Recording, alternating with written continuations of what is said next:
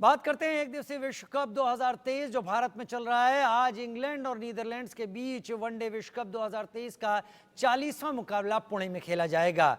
Jos Buttler and company ने world cup में काफी निराशाजनक प्रदर्शन किया है। टीम को अफगानिस्तान और श्रीलंका के खिलाफ भी शिकस्त झेलनी पड़ी। वहीं अब टीम को नीदरलैंड्स के खिलाफ मुकाबला खेलना है। ऐसे में नीदरलैंड्स भी इंग्लैंड को कड़ी टक्कर दे सकता है। विश्व कप में बेहद निराशाजनक प्रदर्शन कर खिताबी दौड़ से बाहर हो चुकी गत चैंपियन इंग्लैंड की टीम बुधवार को जब नीदरलैंड के खिलाफ मैदान में उतरेगी तो उसके सामने जीत के साथ चैंपियंस ट्रॉफी में जगह बनाने की दौड़ में बने रहने की चुनौती होगी।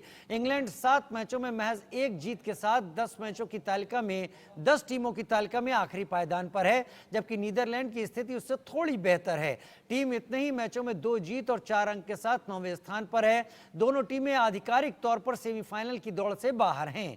वनडे वर्ल्ड कप 2023 में इंग्लैंड टीम ने अब तक 7 मुकाबले खेले। इस दौरान टीम को सिर्फ एक जीत बांग्लादेश के खिलाफ मिली। इसके अलावा टीम को New Zealand, Afghanistan, south Africa, Sri Lanka, Bharat और ऑस्ट्रेलिया के खिलाफ हार मिली है। वहीं नीदरलैंड से अब तक 2 मुकाबले जीते हैं। टीम को बांग्लादेश और साउथ अफ्रीका के खिलाफ जीत मिली है, जबकि टीम ने पाकिस्तान, न्यूजीलैंड, श्रीलंका और ऑस्ट्रेलिया और अफगानिस्तान के खिलाफ हार झेली है। इंग्लैंड और नीदरलैंड से एक दूसरे के खिलाफ अब तक कुल 6 वनडे मुकाबले खेले हैं। इस दौरान इंग्लैंड ने सभी मुकाबले जीते हैं। नीदरलैंड्स को एक बार भी जीत नहीं मिली। हालांकि वर्ल्ड कप 2023 में इंग्लैंड एक खराब फॉर्म में है और नीदरलैंड्स अच्छा खेल रही है। इस वजह से टीम इंग्लैंड को टक्कर दे सकती है। अब देखना यह है कि इंग्लैंड अपना दबदबा बनाए रखती है या फिर नीदरलैंड्स एक बार फिर उलटफेर कर दिखाती है। पुणे में इंग्लैंड और नीदरलैंड्स के बीच मुकाबला है। दोपहर 2 बजे ये मैच खेला जाएगा। विश्व कप में इंग्लैंड का खराब प्रदर्शन लगातार जारी है। नीदरलैंड भी इंग्लैंड को कड़ी टक्कर दे सकती है। इंग्लैंड ने 7 मैच में महज एक जीत दर्ज की है। विश्व कप में खिताबी दौड़ से बाहर हो चुकी है इंग्लैंड।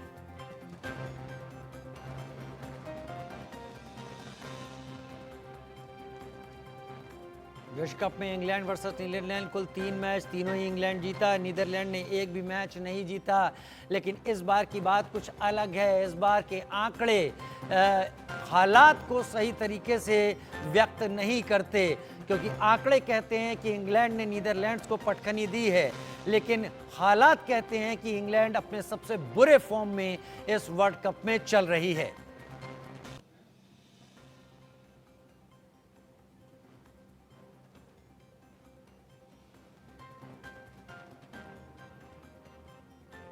तो पुणे में इंग्लैंड और नीदरलैंड का आज मुकाबला है। जी हाँ, पुणे में ये मुकाबला हो रहा है, जहाँ पर दोपहर 2 बजे से मैच खेला जाने वाला है। यानी अब से कुछ देर बाद ये मैच पुणे में खेला जाएगा और तब पता चलेगा कि इंग्लैंड का बैड लक या इंग्लैंड की वही फॉर्म लगातार बरकरार रहती है या इंग्लैंड अपनी लाज बचा लेता है। और तब यह भी पता चलेगा कि क्या नीदरलैंड एक और उलटफेर करने की तैयारी में है या फिर इस बार नीदरलैंड मात खाती है।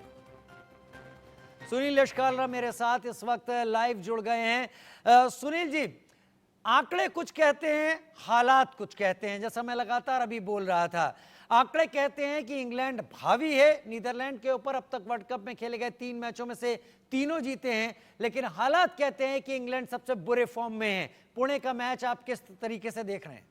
देखिए, आंकड़े और हालात के बीच में ये पूरा वर्ल्ड कप की कहानी सिमटी हुई है। अगर आप देखेंगे तो कल हालात कुछ और थे और आंकड़े कुछ और कह रहे थे। इसी हिसाब से अगर आप देखेंगे, ये इंग्लैंड का वर्स्ट पॉसिबल, सबसे गंदा, सबसे शर्मनाक तरीके से उन्होंने प्रदर्शन किया है किसी भी वर्ल्ड कप में। चाहे आप फर्स्ट सीरीज में देख लीजिए, मिडिल में देख लीजिए या एंड में देख लीजिए। ये विन उनके लिए अब इतने हताश हो गए। जैसे आर्थरटन के इंटरव्यू में पढ़ रहा था, वो उन्होंने कहा कि ये प्लेयर्स इतने हताश दिख रहे हैं, उनको तो बस चाहिए कि ये मैच खेलें, किसी तरह से ख़त्म हो और घर जाएं, क्योंकि इनका कोई ना मोटिवेशन है, ना इंटेंट है और ना इनके पास अब रहने के लिए कोई एनर्जी है ताकि उसको आगे लेके जाए। तो इसीलिए इंग्लैंड की टीम एकदम नीचे है। बट अगर आप इनका रिकॉर्ड देखेंगे, बहुत अच्छा है इनका रिकॉर्ड नीदरलैंड्स के सामने। बट नीदरलैंड्स के पास एक चीज़ है, उनको टॉप 8 में आना बिल्कुल ज़रूरी है और उसको आने के लिए इनको ये मैच बहुत अच्छा खेलना पड़ेगा। और आज आप देखेंगे जिस तरह से ये प्रदर्शन करेंगे। अच्छी बात ये रही है कि पिछले कुछ दिनों में हमारे पास जो छोटी टीम है, जो आईसीसी एसोसिएट मेंबर्स है, जो 9वें, 10वें, 11वें, 12वें वाली टीम है, वो टीमों ने काफी अच्छा प्रदर्शन किया, जिसमें से सबसे अच्छा आपने कल देखा था अफगानिस्तान का। जी। तो ये वही काम है, इनके पास छोटा। सुनील जी यकीनन अगर हम वर्ल्ड कप पर बात कर रहे हैं और ये देखें कि अफगानिस्तान कल का मैच हार गई है, तो अफगानिस्तान के साथ ये इंसाफ नहीं होगा। अफगानिस्तान ने 7 विकेट गिरा दिए महज 91 रन के स्कोर पर ऑस्ट्रेलिया के।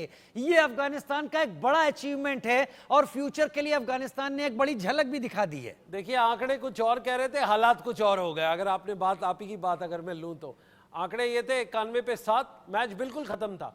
बट वहां से जो जिस जज्बात से और जिस जोश और जुनून से खेला है मैक्सवेल, ये सिचुएशन वर्ल्ड कप का, ये इस वर्ल्ड कप की नहीं, ये दुनिया के सारे वर्ल्ड कप अगर आप मिला लो एक तरफ, ये इनिंग एक तरफ, ये अपने आप पे एक, इसके 12 से 15 रिकॉर्ड्स कल टूटे हैं। उसमें से सबसे इंपॉर्टेंट, मैं आपको राजीव, क्योंकि आपको आंकड़ों की समझ है और आप उसको अप्रिशिएट करते हैं, एक आंकड़ा ये था कि ओवर 67% जो स्कोरिंग हुई है एक टीम की, वो सिर्फ एक बंदे ने की है। 67%। इससे पहला रिकॉर्ड आज से 145 साल पुराना था, जब वो 64 या 65% की एक, वो हालांकि उस टाइम पे 2 दिन 3 दिन 4 दिन वाले टेस्ट होते थे। बट आप देखिए मैच का प्रोपोर्शनेट देखिए आप, कि आप 60 65 66 67 68% अगर आप स्कोर कर रहे हैं अकेले, वो भी एक पैर पे।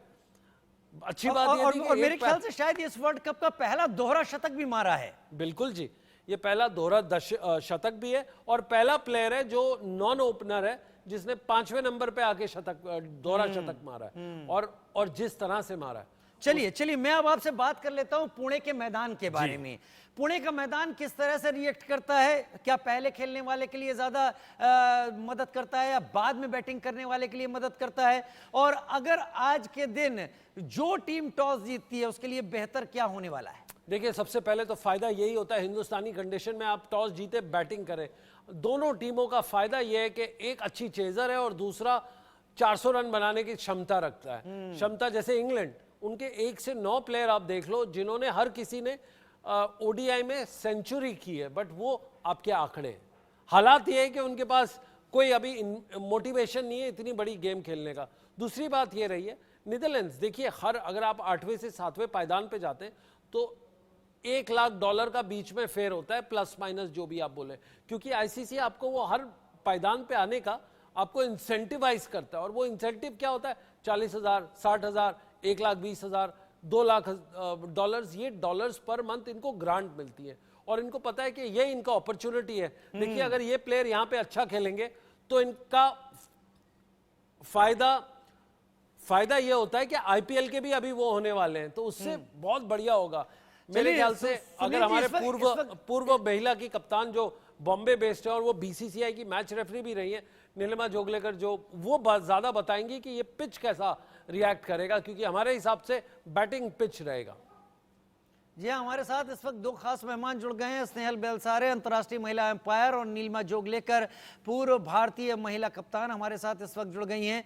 स्नेहल बेलसारे से मैं पूछ लेता हूं, जिस तरीके से वर्ल्ड कप 2023 चल रहा है स्नेहल जी, और ख़ास तौर पर अगर हम आज के मैच की बात कर लें जो कि इंग्लैंड और नीदरलैंड के बीच हो रहा है, मैं अभी सुनील यशकालरा से यही बात कह रहा था कि आंकड़े कहते हैं कि इंग्लैंड हावी है, हालात कहते हैं कि इंग्लैंड इस वक्त ऐसे डिप्रेशन में है मैचेस हार के कि कुछ भी हो सकता है। आप किस तरीके से आज का मैच देखती हैं और वर्ल्ड कप 2023 को भी?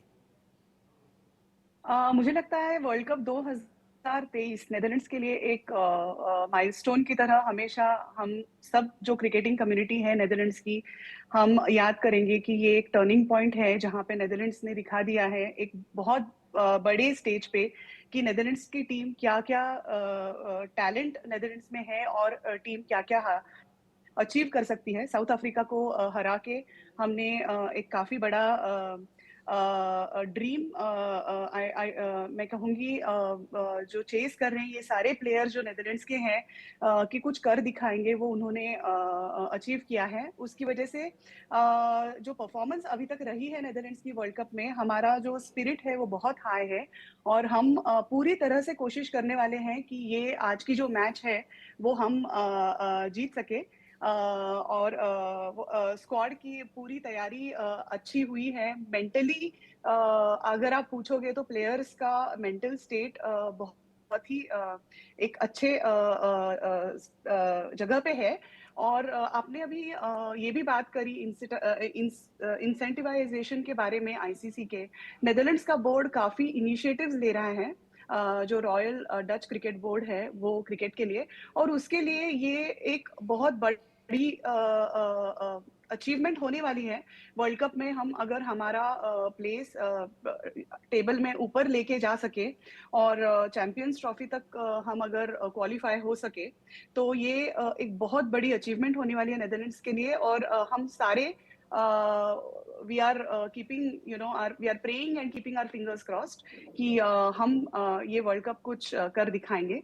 और सारी उम्मीदें टिकी हुई है टीम पे, और हम काफी कॉन्फिडेंट हैं उनका परफॉर्मेंस अभी तक का देख के कि कुछ आज होगा।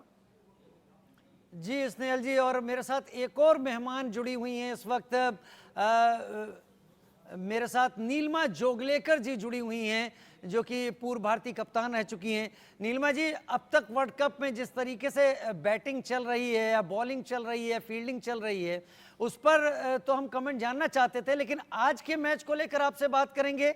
और एक मैच जो कल हुआ है, जिसमें करीब करीब ये लग रहा था कि अफगानिस्तान एक बड़ा उलटफेर करने वाली है, लेकिन वहां से मैक्सवेल ने ऐसी आंधी और तूफान का मुजाहिरा किया कि उसके बाद ये लगा कि अनुभव किसे कहते हैं। तो कल का मैच और आज का मैच जो पुणे में होने वाला है, दोनों को लेकर आप किस तरीके से देख रही? कल का मैच फर्स्ट मैं बोलना चाहूंगी कि जो बोलते हैं क्रिकेट इज अ ग्लोरियस सर्टनिटीज का है, अनसर्टनिटीज का है, तो वैसा ही हुआ है कि पलटा किस बारे कहाँ पे है वो पता नहीं चल रहा था। कहीं सब ने मान लिया था कि अफगानिस्तान जीतने वाला है और ये एक हिस्टोरिकल इवेंट होगा कि अफगानिस्तान ने ऑस्ट्रेलिया को हरा दिया, पर ये नहीं हो सका। एक ही हिमालय जैसा उधर खड़ा था उनके अफगानिस्तान के और उनके जीत में, ऑस्ट्रेलिया की जीत में, वो था मैक्सवेल। Everyone knows. सो वही है कि उन्होंने जो पारी की है वो सपने में भी वो भी खुद ने सोचा नहीं होगा। और इतने तकलीफ में थे वो कि मुंबई में, और वो भी इतना डिहाइड्रेटेड हो चुके थे, तो भी सी द मेंटल उनकी जो स्टेट थी तो कितनी हाई होगी। They are mentally strong. So कुछ भी हो सकता है। I can say I cannot say the same thing about England because उनकी mental state ये विश्व कप में बहुत ही नीचे है, गिरी हुई है। और उसी जगह नेदरलैंड्स की टीम देखी जाए तो वो तो बहुत ही कॉन्फिडेंट है। जब कोई आता है कि we have nothing to lose and everything to prove, तो वो लोग तो इतने बिंदास खेल रहे हैं कि उनको लग रहा है कि yes every achievement, and like Snehal said कि उनके बोर्ड उनको विशेष तरीके के प्रोत्साहन दे रहे हैं, और यही बात इधर उनके परफॉर्मेंस में दिख रही है।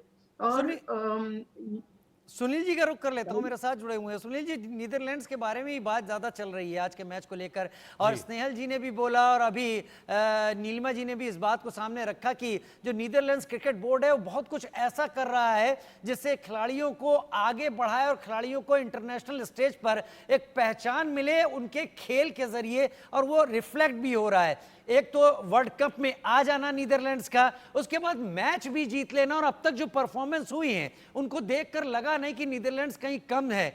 आज नीदरलैंड्स क्या करने वाली है और किस पर आपका फोकस रहेगा कि नीदरलैंड्स की तरफ से एक कामयाब पारी की तरह सामने आ जाएंगे? देखिए, आपने 3 सवाल पूछे, उनका मैं एक एक करके जवाब दूंगा। सबसे पहले कि नीदरलैंड बोर्ड क्या कर रहा है।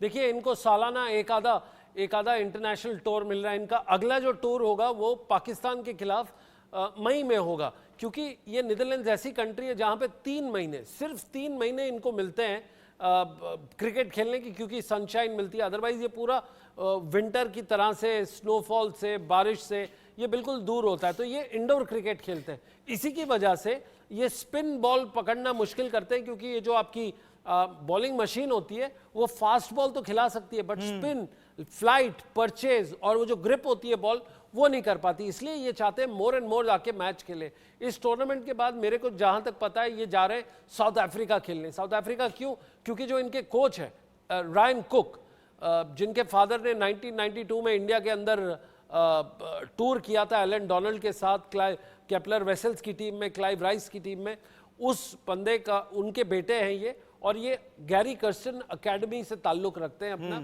और केप टाउन में। तो ये उनको वहां ले जाके छोटे छोटे मैचेस खिला रहे हैं। इनफैक्ट ये कोशिश कर रहे हैं कि और आके मैच खेले, क्योंकि एक मैच प्रैक्टिस अलग होती है और इंडोर प्रैक्टिस अलग होती है। तो इनका ये पहला है। दूसरा आपका सवाल था कि ये इनका कौन सा आज प्लेयर अच्छा खेलेगा। आप देखिए ये इतनी गुर्बत से निकलते हैं ये प्लेयर्स, इनके पास दूसरा जॉब होता है। जैसे अनिल तेजा है, ये आईटी सॉफ्टवेयर कंपनी में काम करते हैं, पहले इंडियन बॉर्न है, ये तेलंगाना से है, बट ये वहां गए क्योंकि इनको अपने जॉब की लगी होती है। उसके बाद जो 3 घंटे मिलते हैं उसमें ये प्रैक्टिस करते हैं। बहुत अच्छी वो आया था कि बाज डिलीड या एक प्लेयर है जो उबर में, जो पिछले वर्ल्ड कप में उबर सप्लाई करते थे, जैसे उबर फूड्स होता है, वो डिलीवरी करते थे, और इस वर्ल्ड कप में वो एक बहुत ही अच्छे बॉलर के हिसाब से आए। तो अगर आप देखेंगे इनका फुल टाइम जॉब क्रिकेट नहीं है, बट ये करना चाहते हैं। रही बात कौन से प्लेयर्स की, जो स्कॉट एडवर्ड्स है इनके कप्तान, बहुत ही आला दर्जा के विकेट कीपर है। अगर आप ये देखेंगे राजीव, ये पूरा world cup wicket keeper batters के ऊपर बदौलत पे चला है, चाहे अफगानिस्तान का हो, चाहे उसका क्विंटन डी कॉक हो जो नंबर 1 है। ऐसे ही आप देखेंगे ये सारी चीजें घूम रही हैं उसके इर्द गिर्द। तो मैं देखूंगा कि इसमें एडवर्ड, बाज डिलीड जो इनके आपके ऑलराउंडर है, ये दो, विक्रमजीत सिंह 19 साल 20 साल का लड़का, जलंधर बॉर्न, बहुत अग्रेसिवली खेलता है और वो स्पिन भी है। दूसरी बात इनकी बॉलिंग की, बाज डिलीड, मकरन और आपका आर्यन दत्त अमेजिंग बॉलर है, और उसको बॉलिंग भी करता है, वो 6-8 ओवर टाइट रोक के करता है, बट बैटिंग उसकी उतनी लंबे कनेक्टेड शॉट्स है। तो आज की पिच पे वो, मतलब अगर इन्होंने विस्फोट कर दिया तो ये टीम बहुत बड़े मार्जिन से जीतेगी। ये मेरी स्टैटिस्टिकल प्रेडिक्शन है। बहुत बड़े मार्जिन से जीतेगी। नीदरलैंड्स के बारे में कह रहे हैं सुनील एशकालरा। इस वक्त स्नेहल जी मेरे साथ जुड़ी हुई हैं। स्नेहल जी, क्या आपका भी यही मानना है? इस पर भी आप जवाब दीजिएगा, लेकिन क्योंकि आप एम्पायर रह चुकी हैं, चीज़ों को समझती हैं नज़दीक से, इस वर्ल्ड कप में बहुत ज़्यादा चर्चा अगर किसी चीज़ को लेकर हुई है तो एम्पायर्स कॉल को लेकर भी चर्चा हुई है। आगे बहुत क्रूशल मैचेस आने वाले हैं, उसको देखते हुए आप क्या सोचती हैं? मुझे एक तो ये चीज लगती है कि मैं पास्ट में प्लेयर रह चुकी हूँ। मैंने इंडिया में काफी साल क्रिकेट खेला है। मिथाली राज और झूलन गोस्वामी, इन तरह के प्लेयर्स के साथ मैं खेलती थी। तो एज अ प्लेयर हमारी जो सोच थी अंपायर्स के बारे में वो बहुत अलग थी। हम काफी चीजें फॉर ग्रांटेड लेते थे, बट जब मैं खुद अंपायरिंग करने लगी तब मुझे पता चला कि ये जो जॉब है अंपायरिंग का, ये काफी बहुत ज्यादा बड़ी और एक सीरियस लेवल का आपको अंडरस्टैंडिंग होना चाहिए, थरो नॉलेज होनी चाहिए, और आप वहां पे एन जो मोमेंट है वहां पे आप अलर्टनेस के साथ और कॉन्फिडेंस के साथ सही डिसीजंस लेने की आप में क्षमता होनी चाहिए। वहां का जो प्रेशर है आप उससे बॉक डाउन, वो उससे अफेक्ट नहीं हो सकते। ये सब चलते मुझे लगता है अंपायर्स को जो रिस्पेक्ट और मेरी नजरों में अंपायरिंग करना शुरू करने के बाद मुझे समझ में ये चीज आ गई है कि umpiring is not easy job at all, and we all should have a very high respect for umpires. मुझे तो लगता है उनको एक काफी मतलब काफी बड़ा रोल प्ले करते हैं वो मैच में। आपने जैसे कहा कुछ डिसीजन सही में, जो टाइम आउट का डिसीजन हुआ है उसको लेके काफी चर्चा हुई है। गोइंग बाय द बुक अगर आप सोचे तो वो डिसीजन इस तरह से लिया गया था, बट नहीं, टाइम आउट को लेकर मेरा उतना इस पर सवाल नहीं था। दरअसल टाइम आउट तो एक इंसिस्ट किए जाने के बाद फिर उसके बाद वो तो नियमों के तहत होना ही था, और उसमें नियमों के तहत कुछ भी गलत नहीं है। मेरा मानना ये मेरा सवाल ये है कि अक्सर कई डीआरएस में फैसले जाते हैं जहां पर फिर फाइनल कॉल आती है, जहां पर डीआरएस के बाद भी डाउट कहीं आता है और फिर कहा जाता है कि अंपायर्स कॉल है, जहां पर बेनिफिट दिया जाना चाहिए। तो इस अंपायर्स कॉल को लेकर बहुत ज्यादा चर्चा रही है सब में इस वर्ल्ड कप के दौरान। मुझे लगता है कि हम काफ़ी टेक्नोलॉजी के ऊपर डिपेंड करते हैं। जब डीआरएस और ये सब चीज़ों के ऊपर हमें ट्रैजेक्टरी बॉल की पता चलती है और एकदम बट मैं ये कहूँगी कि अंपायर एक ऐसी जगह पे खड़े रहते हैं मैच की तरह के वक़्त जहाँ से उनको काफ़ी चीज़ें ह्यूमन ब्रेन मुझे लगता है काफ़ी चीज़ें प्रोसेस करता है, ज़्यादा टेक्नोलॉजी से भी ऊपर और उनका जो कॉल होता है वो हमें मतलब I think it is a very important element that has to be given due importance. In fact umpire's call के ऊपर जब जाता है और कभी कभी तो रिव्यू के बाद अंपायर के डिसीजन के साथ ओरिजिनल डिसीजन के साथ ही चीजें हो जाती है। 80% इस स्नेहल तरह जी, से क्या होता है। आपने पुणे के मैदान पर कभी खेला है, और खेला है तो पुणे की पिच किस तरीके का बिहेवियर रखती है? मुझे लगता है पुणे का जो जो आज का जो दिन आप कहोगे तो शायद मुझे लगता है बैटिंग विकेट तो है, बट आज का स्पेशली आप देखोगे फोरकास्ट रेन का प्रेडिक्शन भी थोड़ा है और शाम में ड्यू हो सकती है।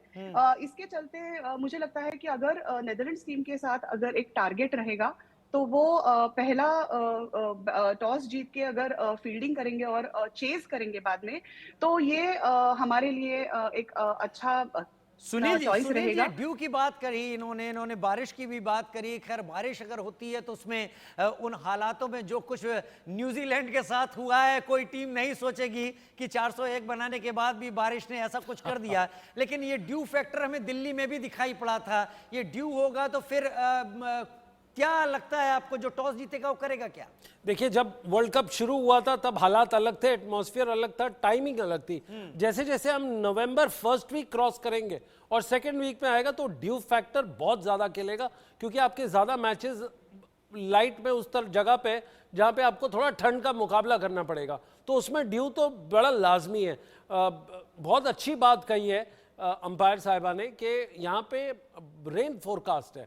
देखिए, ड्यू और रेन फोरकास्ट में अलग वो होता है। अगर रेन फोरकास्ट है और अगर एक थोड़ी सी भी बरछाव आ गए तो उससे क्या होगा, आपकी बॉल दोनों टीम को मुश्किल होगी होल्ड करनी, और जो पिच पे बैटर होगा उसको भी बड़ा डिफिकल्ट होगा। और मेरे ख्याल से नीलिमा जी अगर बताएंगे हमें कि पुणे का कैसी स्ट्रिप होगी, क्योंकि उन्होंने पूरी मेरे ख्याल से जिंदगी और अरसा बिता दिया है पुणे के अंदर और मैच रेफरी बनते हुए। नीलिमा जी ज्यादा बताएंगे। जी हाँ, नीलिमा जी से ही पूछ लेते हैं। नीलिमा जी, आप क्या इत्तेफाक रखती हैं, आप भी समझती हैं आज के मैच को लेकर? आज के मैच को लेकर मुझे लगता है कि जैसे है वो नेदरलैंड टीम चाहेगी कि फील्डिंग ले ले और जल्दी से उसका फायदा उठाए कि उनके प्लेयर्स अच्छे तरह नहीं कर रहे हैं। पर इंग्लैंड की बात कहे तो उनको तो बैटिंग करने का मौका मिलेगा, वो अच्छा प्रदर्शन करने का पूरी कोशिश करेंगे। But this wicket can get very it can play two phase है, जैसे स्लो लो भी हो सकता है, तो उसका फायदा स्पिनर्स को मिलने वाला है। तो वो भी है, पर the boundary is short, so Sixers की बौछार होनी चाहिए, होगी तो अच्छा है। और बारिश की बात करें तो it's not going to affect the pitch or the outfield as well, because it's very well maintained ground where drainage system is fantastic. So it चलिए, won't इंतजार of course करेंगे। the 2 ball बजे hit मैच करने शुरू में होगा, उसके वगैरह बाद मैच कैसे प्रोग्रेस करता है, क्या फोरकास्ट बारिश की सही साबित होती है, ड्यू फैक्टर प्ले करता है कोई रोल या नहीं। फिलहाल आप सभी का बहुत शुक्रिया, आप सभी इस चर्चा में हमारे साथ जुड़े। फिलहाल एक छोटे से ब्रेक की तरफ आगे बढ़ रहे हैं, जल्द हाजिर होते हैं।